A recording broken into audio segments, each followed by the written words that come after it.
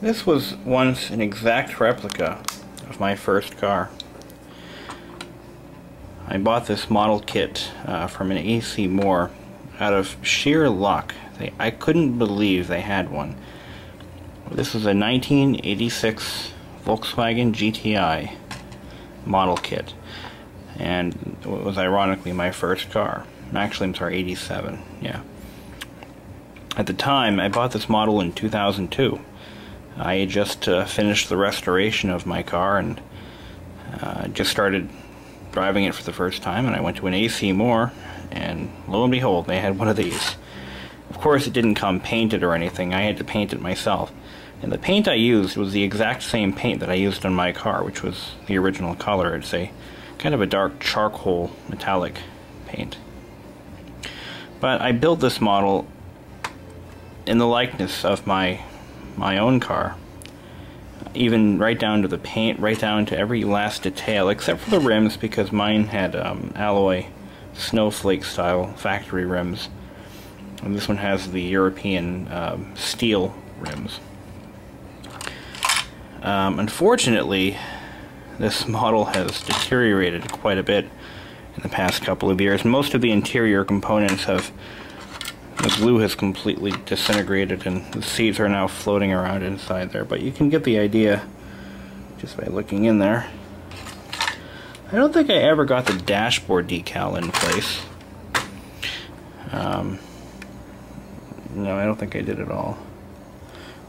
But the steering wheel fell off, the seats fell out of their mounts, the rear wiper fell off, just from sitting on the shelf, mind you. And the rear axle has come loose. It's really sad, but... Oh yeah, and my car did not have the European style four headlight grille. But everything else is the same. I'll pop the hood. I even detailed the engine exactly as I detailed mine in real life. I had the orange Bosch distributor cap.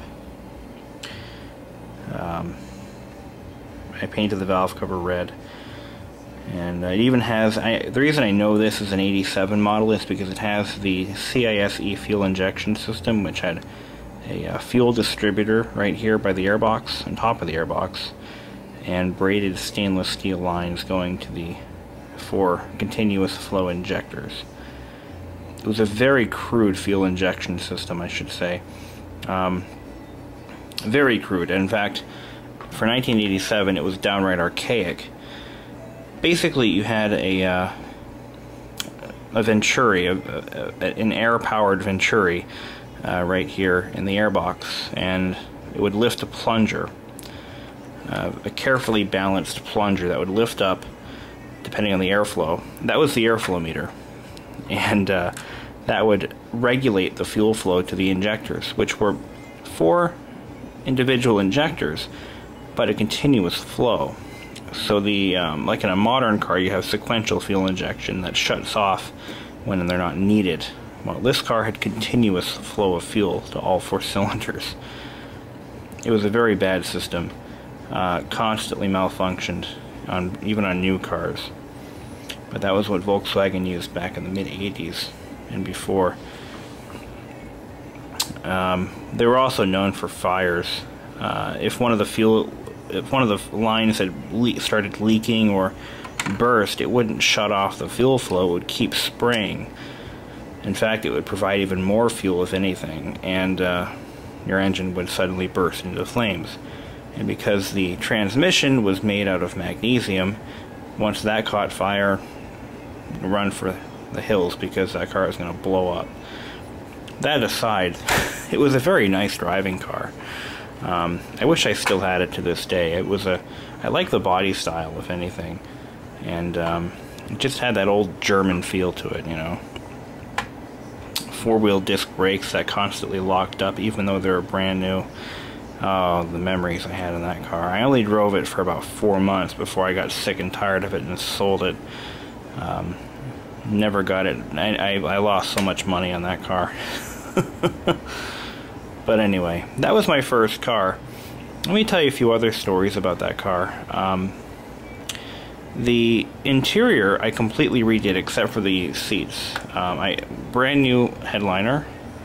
The carpet was removed and I cleaned it thoroughly on all spots. The carpet was like new when I put it back in.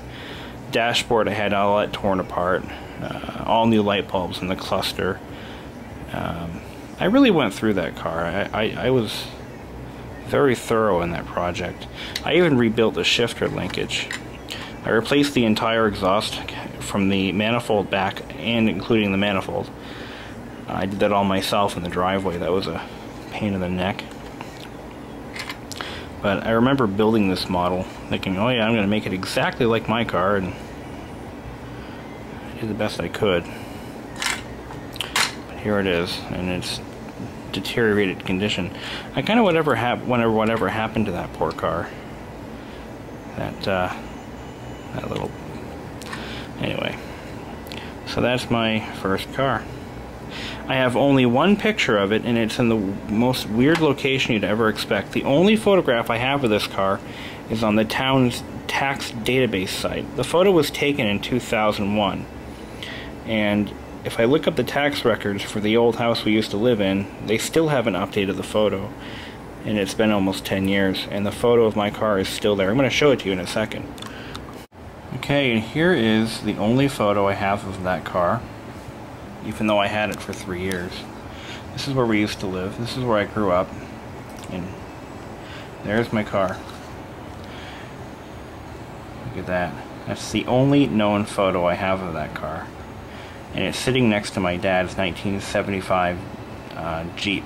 I'm sorry, 1976 Jeep Grand... No, Wagoneer, sorry. Jeep Wagoneer, Levi Strauss edition. And that was our house. We bought that house new in 2002. I'm sorry, 1998. We bought that house. And there's my car. As you can see, same color. Yep, and there she is. I wish I had a better photo of that car, but sadly I don't. That house is now worth, what, $96,500. We moved out in 2002. And it's amazing how the town has not updated that photo in all these years. I just find it funny. So anyway, a little bit about the car specifically. It does have a sunroof. This was a moonroof, so it was a solid panel that you would crank open manually, and a lot of Volkswagens, the A2 or MK2 body styles, had them. It was a pretty common feature. They were known for leaks and other issues, like the cables would break and they would get stuck open or closed. Usually they'd get stuck open. That's usually how it worked out. But anyway, some specifics here. My car had some major rust, which is the only reason I got rid of it. With everything else that was wrong was very much fixable. The motor was still going strong at 140,000 miles, and the transmission still ran perfectly fine. It was a car I basically learned to drive in, and it had some major rust, and I can even show you in this car. Volkswagens have little spots, like 4 key areas under the body that you can place jack. They're designed to be, the car was designed to be lifted by these points. They're lift points, yeah. There's one here, and I believe there's one somewhere around here and here. Well, I was jacking up the car one day. I don't know what I was doing to it, and I was jacking it on the passenger side, and the entire lift point went through the floor.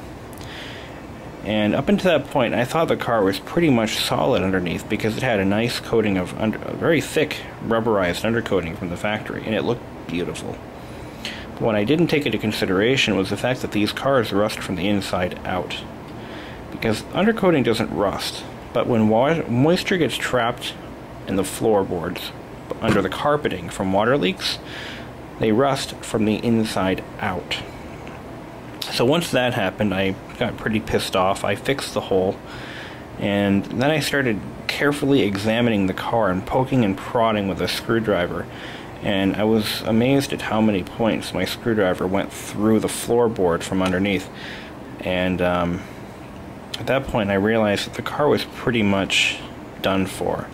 The entire back half of the car was a mirage of undercoating because there was no real metal there by that point. Now, the car was 14 years old at this point, and it had sat for maybe 6 years before it had been on the road last. So you can imagine. And it had about 100 water leaks. I'll get into that in a little bit.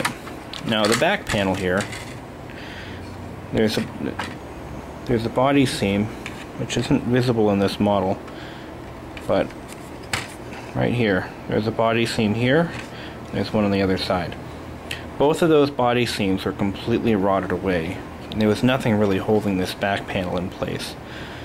So I did the best I could and added metal where I needed to, and I got it all fixed up. And underneath the bumper there were some serious gaping holes there as well, so I patched all that up. The rocker panel on the passenger side was perforated pretty badly, especially here in this area. So I patched all that up as best I could. Like I said, I really do miss that car. I had a lot of good memories in it. It was my first car, and I put a lot of work, a lot of money, a lot of time, and I learned a lot doing it. It was one of my most memorable learning experiences, and that's how I learned how to fix cars, really. My parents didn't have a ton of money, and they couldn't just give me a car, you know, like all the other kids had. So they said, okay, fine, you can buy your own car, we'll let you work on it in the driveway as long as you need to. So when I was 15 years old, I bought this car for $1, the real one, not this particular one. Actually, I paid more for this model than I paid for my actual Volkswagen, believe it or not. I think this thing set me back around 12 bucks. The real car cost me $1, but that aside. So I started tearing it apart and reading books and buying tools and buying parts. I spent so many hours in junkyards looking for parts for this car, and I spent so much money at Rocky Mountain Motor Works, which is a mail order parts supplier for Volkswagens. Back in those days they did water-cooled Volkswagens and air-cooled. Now they've changed hands and they only do air-cooled cars.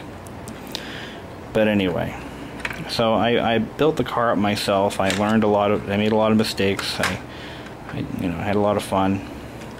But one other issue with the fuel injection system that these cars use is they have a high pressure injection system starting at the rear.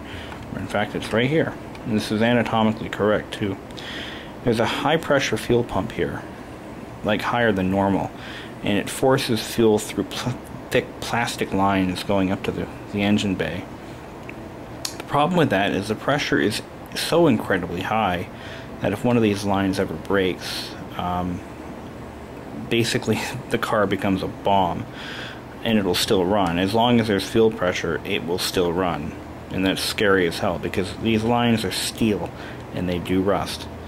So I actually found a whole complete fuel box, the reservoir, the fuel accumulator, the steel lines, and the pump from a guy over in West Virginia, where of course rust obviously doesn't matter. So there were two fuel pumps. There was one, it was a pre-pump. It would pump it from the tank into this reservoir box where it would recirculate. That's where the recirculation comes in place. That's where the fuel pressure regulators are. Actually, I think there's another regulator inside the engine compartment as well. So that was circulating like a continuous loop, keeping the pump cool. The pump would then pump from there all the way to the front. And of course it was under serious pressure, unlike most cars today where it's not as nearly as much pressure as it used to be. So my car, once I got the thing running for the first time, all of a sudden I could smell gas, and there was fuel pouring out the back of this car. It was so bad, but I made do with it. I managed to fix it. And also all the brake lines, every single brake line in this car was rusted. I broke 3 lines actually, getting it ready to be roadworthy before I finally replaced all of them by hand. and bending all the lines and flaring them myself. I was 16 years old by this point, flaring my own brake lines, and none of them leaked. Not a single one ever leaked, which I can thank God for that.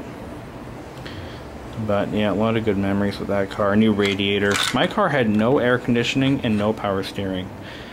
It was the base model GTI with a sunroof and alloy wheels. Well, hope this has been an enjoyable segment. Hopefully I'll eventually restore this one too. If I still had the car today, it would be a bona fide antique, and it would probably have north of 300,000 miles on it. So